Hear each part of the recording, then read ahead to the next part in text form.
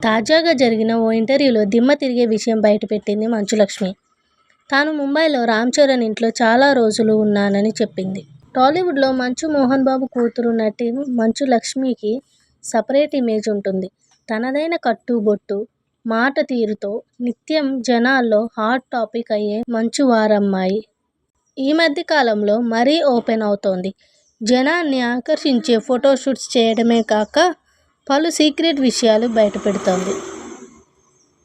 ఈ నేపథ్యంలోనే తాజాగా జరిగిన ఓ ఇంటర్వ్యూలో దిమ్మ తిరిగే విషయం బయటపెట్టింది మంచులక్ష్మి. తాను ముంబైలో రామ్ చరణ్ ఇంట్లో చాలా రోజులు ఉన్నానని, ఆ విషయం ఎవరికీ తెలియకుండా దాచామని చెప్పింది.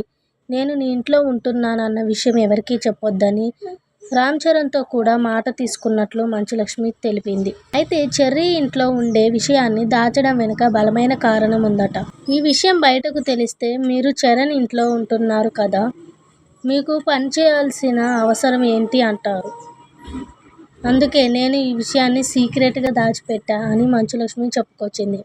అంతేకాదు, తమకు 142 మంది ఆర్టిస్టులతో ఓ వాట్సాప్ గ్రూప్ ఉందని, ఇందులో రానా, రామ్ చరణ్తో పాటు క్లోజ్ ఫ్రెండ్స్ ఉన్నారని మంచులక్ష్మి చెప్పింది.